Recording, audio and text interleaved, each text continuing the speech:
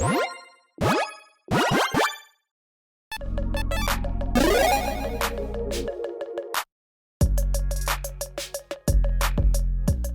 everyone, Mitch coming in from the Commander Score Studio. Welcome to the show. So on today's episode, I've got an exciting tier list ranking for you, ranking the top most powerful only colorless commanders in the history of Magic, because yeah, there's only I think 20 or so legal ones, and well, they range from the most useless things ever to some of the most powerful cosmic beings of all time. And yeah, there's some really heavy hitters in this list. So all that said, let's jump into it.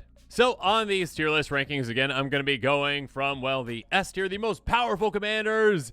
Then there's going to be some A's, some B's, some C's, and D to the least powerful, most useless commanders. And it's going to be a random order. I mean, I think these first three are based on just being the most useless commanders ever. And then after that, I think it's based off of mana value. However, Moxfield actually put together. Regardless, I need to actually point these out first just because there is an edge case when it comes to certain commanders in colorless with, for example, Faceless One, a 3/3 legendary Geo creature background for 5. It is your commander. If it is, you choose a color before the game begins, it's the chosen color. You have to choose a background. So, yeah, that's all it does. It isn't really a command. I mean, you can play it as a commander, but it's more so just like supposed to be the secondary of being a commander. Because if not, it's literally just a 5 mana 3/3. So useless. And technically kind of like, you can't choose colorless technically, because again, before the game begins, like you choose a color. Now, legally, can you choose like purple? Can you choose a color that Magic doesn't have? Just to be like, okay, it's a colorless commander because I didn't choose a color. Or I guess even if you did choose a color, you still could just fill your entire deck with colorless cards. So regardless, this commander does absolutely nothing. It literally is kind of like an edge case. It doesn't really count when it comes to this kind of stuff. So Faceless One, you are most definitely, I did say D, I meant F tier commander. I literally made a separate tier just for these so they don't take up space, because Faceless One is one of these. The OG of these, Prismatic Piper, is another one as well. These were actually made for draft. A 3/3 shapeshifter for, again, 5 mana. Let's see if it's your commander. Choose a color before the game begins. And it's got partner. So again, basically exact same thing, except this one is a background, or the other one's a background, this one's a partner. Literally just a 3/3 for 5 mana, which I guess back in the day, nope, that would still be bad. Anyways, this is yet another commander that is going to be in the F tier. So again, there's some edge cases. We got yet another edge case, though, in Doctor Who with Clara Oswald, a 2/6 here. Look, there you go. We increased the toughness quite a bit, lower the power. Legendary creature, human advisor for 6 mana. If it's your commander, choose a color before the game begins. It's the chosen color. Okay, so again, yet again, does the exact same thing, but this one does one more thing. Here we go. If a triggered ability of a doctor you control triggers ability triggers the whole time. It's got Doctor's Companion. So again, basically partner for doctors, but I don't even know if there's actually any doctors that are just colorless. So I don't think so. So there you go. This is literally just a useless colorless commander because it's just a 2/6. Again, just like these other ones are 3/3. So I guess if you want between these to really argue what's better, 3/3s for 5 mana or a 2/6 for 6 mana, really argue that. But yeah, they're all F tier commanders. Again, I usually don't think I've ever actually done F tier commanders. I made an exception for this one because again, it's just such a weird edge case where these are like just supposed to be additions to other commanders or utilized for draft, essentially. So there you go. Now let's move on to the actual commanders we're going to be talking about in this episode that I really can rank. Start with, though, Omarthus Ghostfire Initiate, a 0/0 Spirit Naga for XX. Enters the battlefield, X counters on it. When you put one or more counters on another colorless creature you control, put a counter on Omarthus. When it dies, manifest a number of cards from the top of your library equal to the number of counters on it. It is definitely an interesting commander. It is one that you can obviously pump a lot of mana into. And we're going to see that there's some commanders in colorless that do have a high mana value. So, yeah, I mean, it's not unreasonable to think that you need to, like, dedicate a good amount of resources to be, like, pumping 12 mana into this so you get, like, 6 counters on it to start. Obviously, there's other ways to get counters on it. There's ways to really play around with it dying. There's not too many ways in colorless to really take advantage of that, though. I mean, there are some. Obviously, there are some. But, yes, being able to get things off the top of your library, that's nice. I mean, I would say this is not... It's definitely not... It's not F tier. Like, you know, again, I literally made that a separate tier just to, you know, show that that was just that bad. This is down there, though, in probably... I mean... Goodness gracious, probably the C tier. Let's go with C for now. Again, it can give you a good amount of value off the top of your library, manifesting some things. There are some ways like Conjurer's Closet where you can like blink those manifested creatures to like cheat on them if they're like, big creatures essentially. So there are some ways to mess around with that. Next up, not that one, Hope of Gearport. We've got a 1/1 for 1 flying Thopter that says sacrifice it until your next turn. Target player who is dealt combat damage by Hope of Gearport this turn can't cast on creature spells. Yes, you can go Voltron with this one. It is, oh gosh, it's not gimmicky. I'm not going to say that. It's just not all that powerful of a thing in comparison to the other Colorless Commanders. Actually, I probably should have said it before. In these tier rankings, this is within a vacuum, okay? Within the vacuum of if there was only these 20 commanders that are all in this, one, comparison, these 20 Colorless Commanders, they're being compared against each other, not against outside commanders. So a D in this tier might not be the exact same as a D in a 5-color ranking, okay? That being said, yeah, it is kind of, it doesn't really do much. All it is basically a 1/1 flyer for 1. So it's low to the ground, slightly evasive, and yeah, you can suit up with a bunch of equipment, but it doesn't really help you with that equipment, and you probably don't want to sacrifice this. If you are going in that direction. So I think overall, Hope of Gearport, again, you're technically not the lowest, but out of the reasonable ones, you're lowest so far. So I'm going to throw you in the D tier. Moving on, we've got Sir Ginger the Meal Ender. A very spicy, design for artwork and that kind of stuff. And okay, I don't want to ruin what my opinion of this one's going to be. And actually, to say that, I did kind of look through the commanders, but I didn't actually do a formalized list ahead of time. I'm like, oh, this is F, this is A. I did the F versions, I guess. But other than that, everything else is up in the air for what it's going to be. Because I find that it's more fun for me, at least when I'm kind of going at this. And also, I love, the interactions with all of you in the comments below afterwards. But why do you think that? So, all right, anyways. Sir Ginger the Meal Ender, a 3/1 Food Knight for 2 mana. Has trample, hexproof, and haste as long as the opponent controls a planeswalker. Whenever another artifact you control is put in a graveyard from the battlefield, put a counter on Sir Ginger's Cry 1. 2 tap, sacrifice, you gain life equal to its power. This is one where it is, again, if it has trample, hexproof, and haste, that is really good for a 2 mana 3/1 that can grow whenever you are getting artifacts into your graveyard, essentially. That being said, the vast majority of the time, you will not have that. You typically are not playing against planeswalkers most of the time, I'd say in Commander. If you have a friend who plays consistently with a lot of planeswalkers, either just in all their decks, or they've got a Super Friends build, yeah, there you go. This can definitely get some extra boost from that. But if they don't, then yeah, it's more just flavor based on the YouTube trailer thing, essentially, for Wilds of Eldraine, basically. So yeah, this one isn't going to really be all that impactful with that. And it does obviously grow and can give you card selection with, artifacts you control being put in the graveyard. A good thing about this is it doesn't specify non-tokens. That is beneficial. And I guess if you're desperate, you can sacrifice this to gain life. You typically aren't going to want to do that, though, because this commander probably is more of, again, a Voltron-style commander where you're trying to grow it. It does have a little more, I would say, utility than Hope of Gearport, because this one does give you card selection with that Scry 1. So, yes, and again, that is repeatable. It's not limited to, only on your turn, or once a turn, essentially. So I think overall, again, it's definitely not anywhere near the top, but I don't think it's at the, again, adjusted bottom, because there is that F bottom. It's not the D bottom either, so let's throw that in C. Moving on, let's go with Eddie's new favorite, Ed E. Lonesome Eyebot. A 2/1 robot with flying that costs 3 mana. Whenever you attack, if the number of attacking creatures is greater than the number of quest counters on Ed D, Lonesome Eyebot, put a quest counter on it. Pay 2, sacrifice it, draw a card, then draw an additional card for each quest counter on it. So this can actually be quite a bit. It does take time to actually build up. You do have to have a decent amount of attacking creatures, though. At least, again, more than the number of counters you have on Ed E. There are some other ways to play around the number of counters on it, though. Obviously, you can proliferate. There are, you don't have access to any other color outside of colors, obviously, so you can utilize, again, what's that one? Engine, essentially. Contagion Engine, obviously. That would be very good if you get the budget for that. But, yes, it does take a while, since you're not in other colors, to really build up on the number of counters on this. And you don't really have extra combat spells either to really take advantage of that, too, on whenever you attack. And you don't really have extra turn spells. Again, this one does have more utility, definitely, than Hope of Gearport. This one gives you the ability to just be a giant, hey, let's draw a lot of cards, potentially, card. And if you really want to go Voltron with it, I guess you could, but you probably shouldn't do that because, again, of the want to sacrifice it for value as well. I think overall, again, not the worst of the worst. Definitely more so in the C tier. Moving on. Liberator Urza's Battlethopter. Now, this one's a very interesting one. A 1/2 Thopter with flash and flying for 3 mana. You may cast color spells and artifact spells as though they had flash. Whenever you cast a spell, if the amount of mana spent to cast that spell is greater than Liberator Urza's Battlethopter's power, put a counter on it.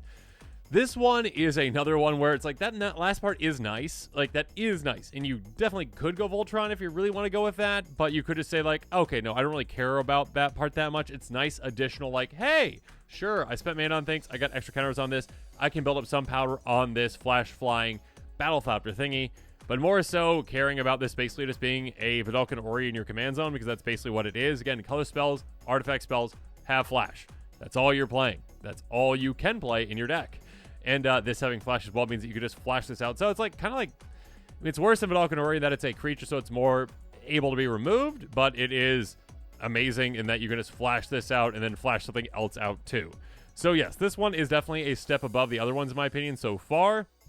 Not quite toward the top though, so I'm going to throw in the B tier, which again is usually, and still is in my opinion, the middle tier out of all these. The B tier is the middle. The F tier kind of doesn't count because those are just kind of like, go away. You're not real commanders. Sorry if you have a deck built around those, because I actually did build a Prismatic Piper deck as well, but it's more of like an experiment, let's say. Moving on, the Peregrine Dynamo, a 1/5 ledge artifact creature construct with haste that costs 3. Pay 1, tap, copy target, triggered, activate or triggered ability control from another legendary source that's not a commander. You may choose targets with a copy. Unmanned abilities can be targeted. So this one is quite interesting, but if you actually kind of look at it, there are only so many legendary sources that are in colorless that you really could take that much advantage of that have activated triggered abilities. There's not a zero amount, but I mean, if you had access to literally just like one other color, that would really skyrocket the amount of things that you can double up on. This can only double up on so many things. Sometimes you're kind of trying to like add extra cards into the deck that maybe aren't that good, but they work with it in a way. You obviously only have so many untap effects as well for this. There are certain ones that can untap artifacts, in colorless, but I mean, if you had access to like, say, blue, that might help a lot, or, white, at least untap a creature too. It is, I'd say, a step below most of the commanders we talked about, a step above the F tier, but because it's actually a usable commander. But definitely hope at Gear Report levels, in my opinion, just because it is limited to just colorless, and this one really gets hurt because of it. There's certain commanders where really it does hurt them, but like they still can do very powerful things. This one is one that gets hurt quite a bit for being colorless. Next up, Traxos Scourge of Krug, a 7/7 construct with trample that costs 4 mana. Enters the battlefield, tap, doesn't untap, you're going to tap step. Whenever it casts a historic spell, untap it. Artifacts, legendaries, sagas, or historic. Yeah, here's the thing. This is a 7/7 for 4 mana with trample. You're playing commander, and it takes, 21 commander damage? So it just takes 3 hits with this to take a player out. Obviously, it doesn't take that much effort, really, to turn this into a 2-shot KO. You get +4 power on this. That is a 2-shot KO on anyone. And then taking that a step further, if you get like a Fire Shrieker on this, yeah, you can very easily turn this into a 2 or even 1-shot KO as well. Yeah, it's a bummer that it enters tapped and doesn't untap your tap step, but here's the thing. You're playing a colorless deck. You're going to have a lot of artifacts. Play one, untap it. You also can utilize, of course, like I talked about earlier, artifacts like Voltaic Key and those kinds of things as well that can just untap this for you if you really need to do that. But yes, this should have no problem getting untapped. It can hit decently hard. It is not the cream of the crop at all when it comes to these kinds of commanders. It is kind of, oof. And Voltron is somewhat limited. So I guess I'm talking out both sides of my mouth right now. My gut says like, it's like a C plus B minus, and it's like, it's above, it's like above a Sir Ginger, but like below Urza's Battlethopter. So like, where do I put it at the end of the day? I think just because, again, Voltron isn't the most, impactful strategy, I think I'm going to put C right there for now. And I hold the right to move these at the end of the episode if I feel like they're wrong. I usually don't do that, though. But here we go. Next up, Karn Legacy Reforged, a Star Golem for 5 mana. Power and toughness each equal to the greatest mana value among artifacts you control. Begin for upkeep, add colors for each artifact you control. This mana can't be spent to cast non-artifact spells. Until the turn, you don't lose mana at phase end. It's a very interesting commander. It is one that provides value in a couple different ways. I mean, mainly absurd amounts of mana. Again, basically being like a Blink Moth Urn, essentially, but you get to keep that mana for the full turn. You can't use it on non-artifact spells, but again, you're in colorless. Congratulations. I guess you can't like go like full Eldrazi with this kind of a build because you can't be like, oh, cool, I play my Eldrazi with this mana. No. It's not an artifact. Unless you Mycosynth Lattice, then do that, but that's unlikely. That being said, a potentially, I mean, it's a 5/5 at a base level, right? Greatest mana value among artifacts you control, it counts this too. But it can be much, much bigger than that quite easily just by having another large artifact in play. There are quite a few large artifacts, and this, of course, helps you get out large artifacts. This can just hypercharge your mana for you. Yeah, this can help just with a big mana build, big artifact build, and doing some crazy things with that. I'd say this is a step above many of the commanders we've talked about so far. It is not quite up to the A tier, though, because we've got some really heavy hitters in colorless. Let's throw it in the B tier. Moving on. Okay, this is where there's probably going to be some debate.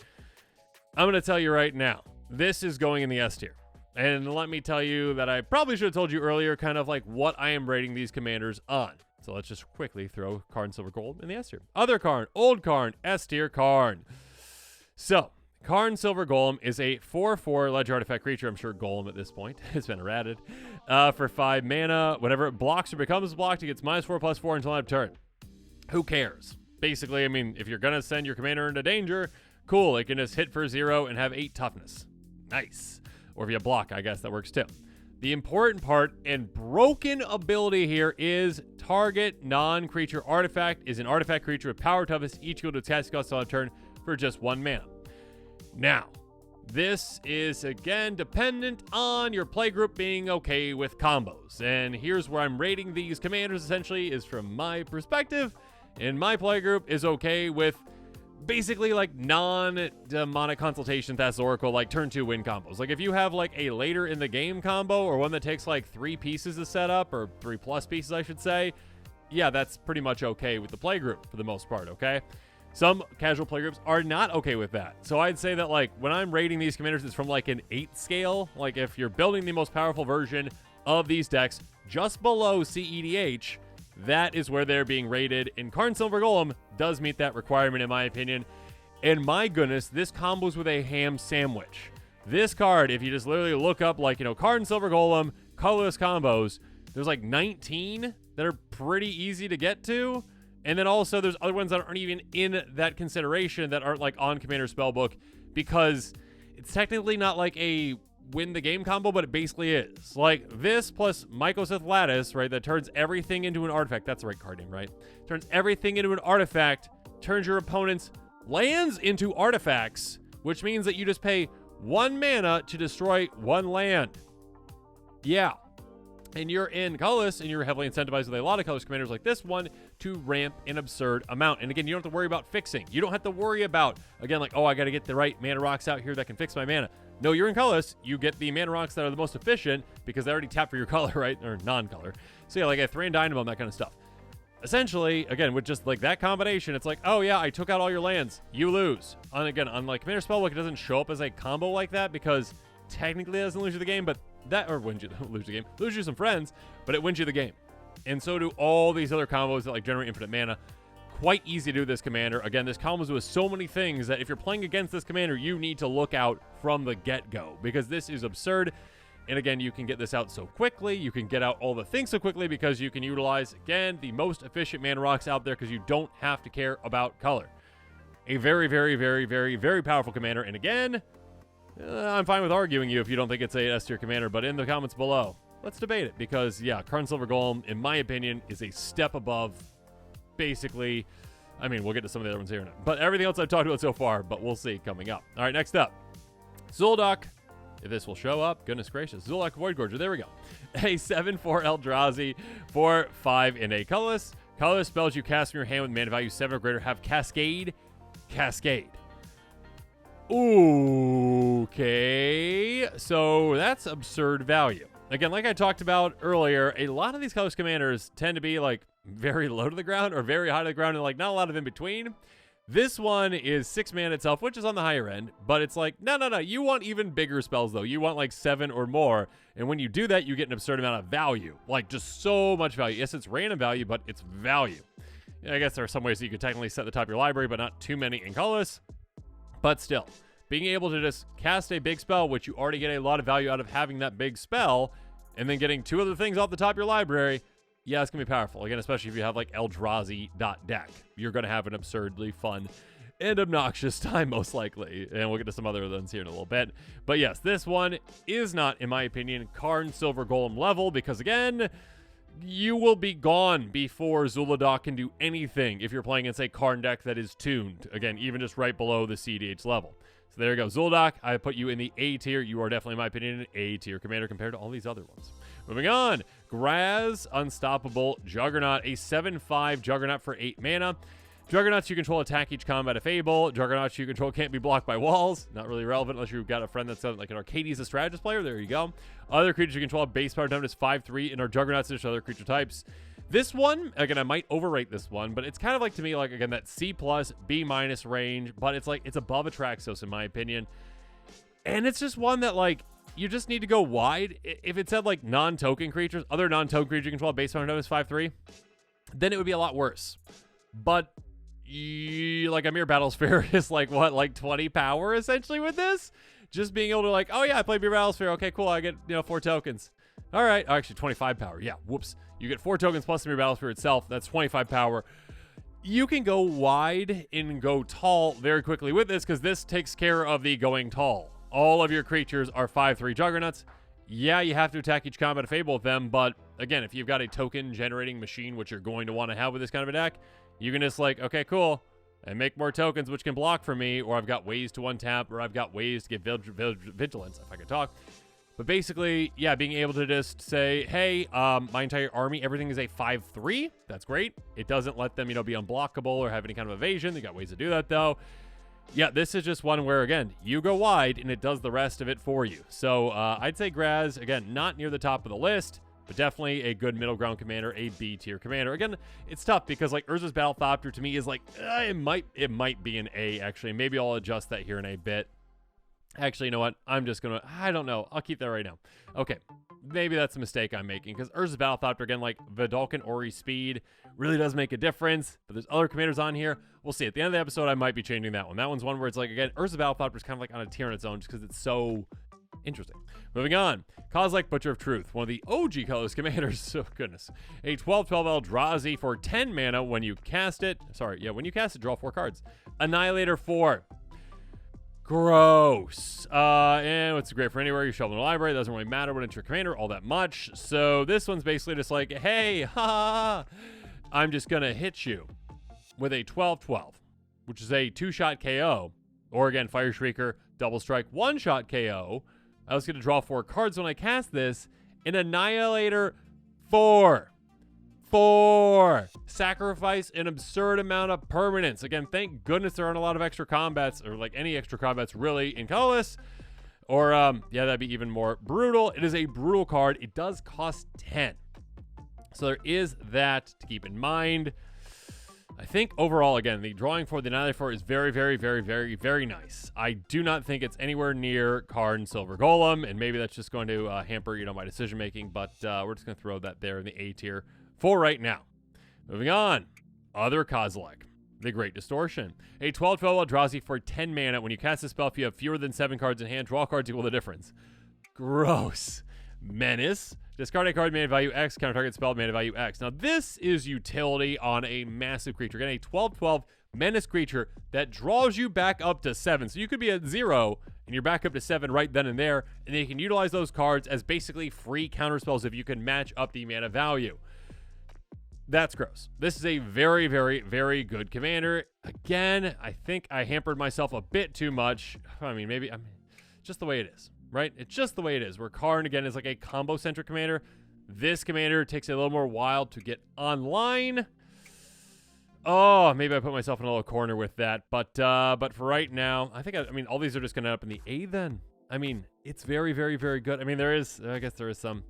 You know what, Kozilek? I guess maybe I'll just, in my mind, I'm just going to split this right now. Karn is like an S+, okay?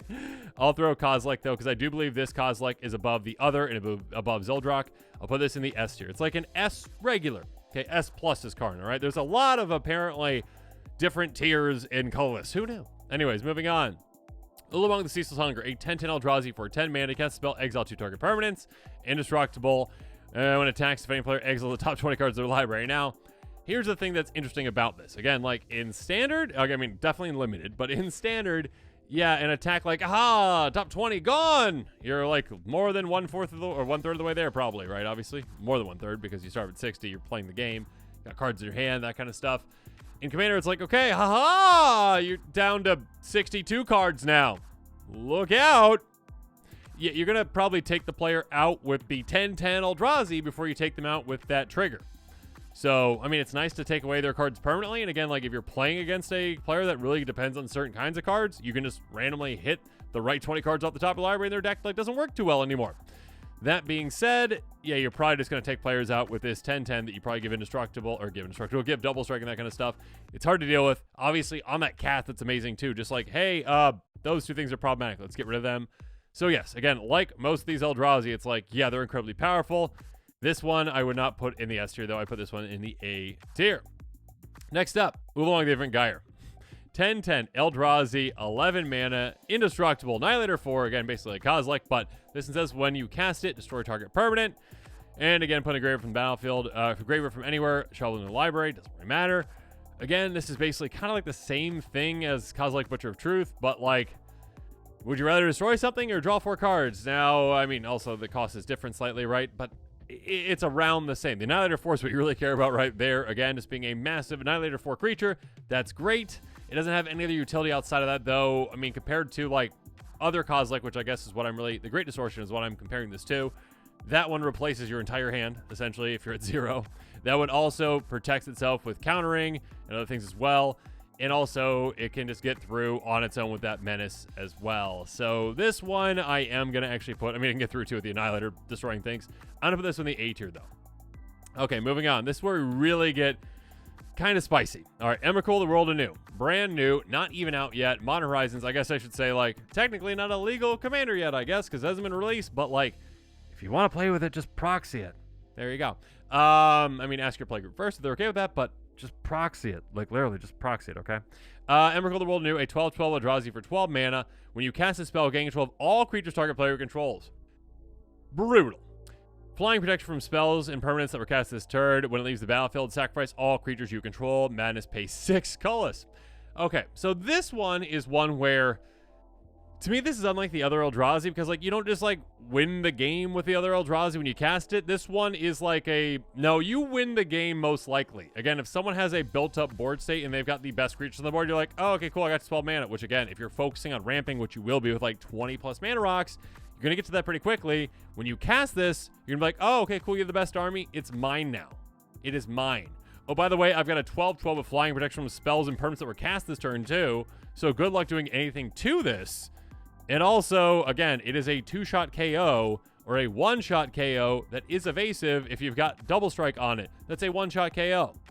So this can win you the game. The creatures it steals can win you the game. Sure, if it leaves the battlefield, you sacrifice all those creatures, but like there are going to be times where you're like, that player had the best creatures. I stole them. Now that player's got the best creatures. Bounce my own commander with something.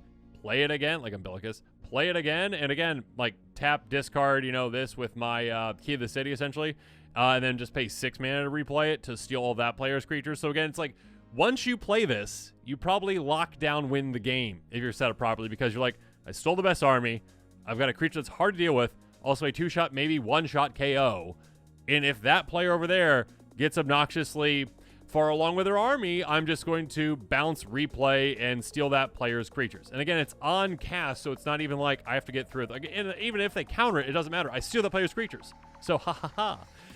Yeah, this one, again, because it is basically a win condition when you play it, I am putting this one up in the S tier. I still would say that Karn is above it at that S+, but it's still definitely up there. I mean, 12 mana is not nothing, but yeah, you can definitely get there in colorless. And finally, Emrakul the Promised End, a 13-13 Eldrazi for 13 mana. Costs 1 less cast for each card type among cards in your graveyard. When you cast it, gain control of target opponent during the player's next turn. After that turn, the player takes an extra turn. Flying, trample, protection from instant self. This one's interesting, and like seeing the comparison between this one and the brand new Emrakul, this one's slightly bigger. It doesn't really matter, right? Being like 13 versus 12, really. I mean, the flying trample, the trample, I guess, could help with that too. Protection from instants is very good because a lot of great removal is instant speed. That being said, I mean, the other one is flying protection from spells and from permanents that were cast this turn. And, I mean, if someone's going to target it with a spell, it's cast this turn. So there you go.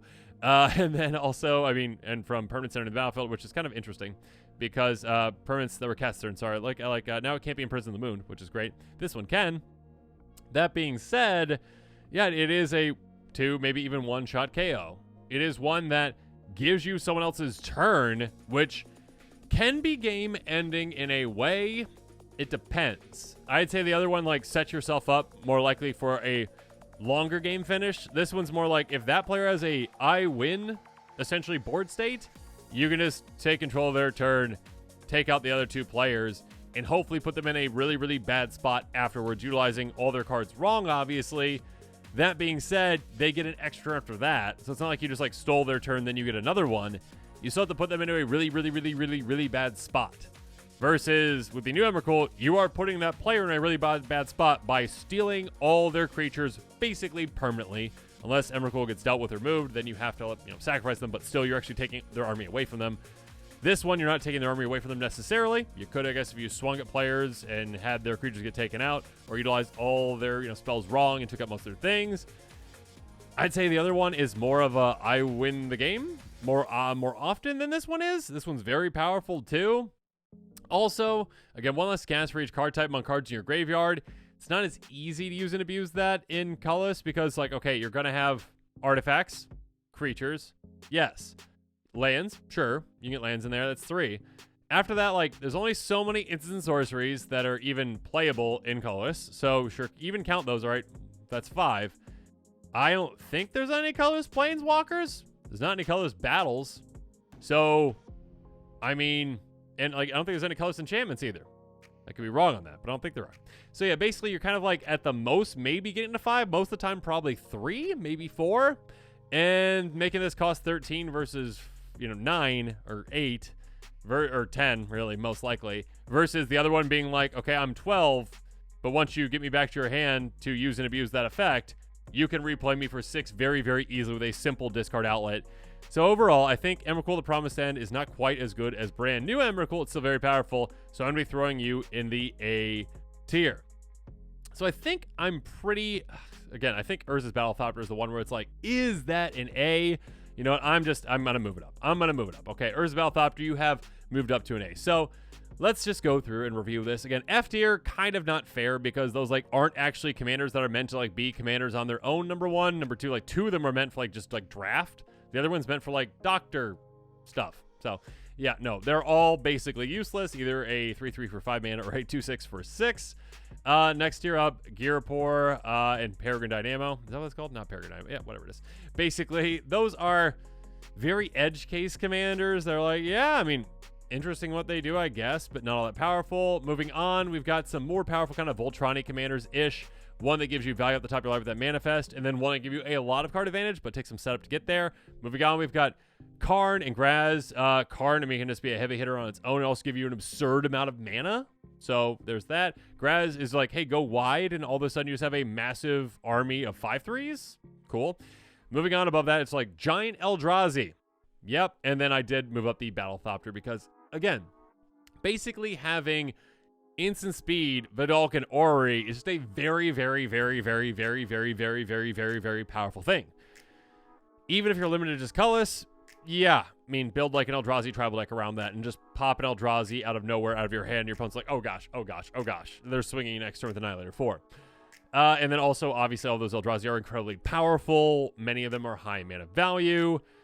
That being said, that doesn't stop me from the top tier, again, that S tier having both Kozilek, which, again, maybe I'm overrating the Great Distortion, but replacing essentially your entire hand. Like, ensuring that you have a full grip is crazy good. It has some evasion with that Menace, and you can utilize, like, Vorak Battlehorns, those kind of things, to actually make that, like, full evasion, too. Or just use other things to make it hard to block. Like, if you get flying, chances are there's not going to be a player, there's going to be at least one player that doesn't have 2 flyers in play, or even 1. Yeah, you can get through with a 2-shot, maybe 1-shot KO, while protecting yourself with basically free counter spells, which is crazy good. And then other Emrakul, it's like, yeah, you played it. This Emrakul is what I'm talking about. Sorry, let me highlight it. There you go. Yeah, you play it. You win the game, essentially. I mean, you don't just win right away, potentially, but you stole the best creatures on the board. And then if opponents try to do anything else, you're like, okay, I bounce it back to my hand. I discard it. I cast it again for cheaper. I steal all your creatures. It's impossible for players to build up at that point. And also, it's really hard to deal with this. And also, it's a 2-shot evasive KO, maybe even a 1-shot. So, yeah. Overall, lots of amazing colorless commanders. I think I'm pretty happy with where this all ended up. Again, I think I did need to add that F tier just because, like, yeah, that's kind of unfair to have those in there in all honesty, because, like, they're not really commanders. So separate tier for that. You can argue in the comments below if you'd like. But yeah, I love to hear from you, so debate with me in the comments below. Again, Karn Silver Golem, I forgot to mention that one too. That one, again, to me is just Nest. You just literally look up Karn Silver Golem on Commander Spellbook and see how many combos it has. An absurd amount. And yes, I know some playgroups aren't okay with any combos at all, but again, from my perspective, again, on like an 8 level, if you're building to the most powerful thing you can get to before you get to CEDH, like win on turn 2, yeah, Karn Silver Golem is up there when it comes to these. So yeah, overall, pretty happy with, I think, how these ended up. It's a little kind of like top heavy, a little bottom heavy, but I guess that was expected because all those Eldrazi. So yeah, let me know what you think in the comments below. And of course, as always, thanks again and have a good one. This show and episodes like this one are possible thanks to viewers like you. If you're looking for an easy way to help support this show, make sure that you like, share, and subscribe. Also, hit that bell notification icon so you don't miss any new episodes. You can also go check out our playmats and other merchandise at thecommandersquarters.com. We also have a ton of brand new t-shirt designs in stock, so make sure you check out those as well. Another easy way to support this show is with our TCG player affiliate links. So whether you're buying a deck or individual cards, you can use this general link right here or one in the description. And the final way that you can support this show is by supporting us directly by becoming a patron. There are many benefits to being a patron, and I truly couldn't do this without all of their support.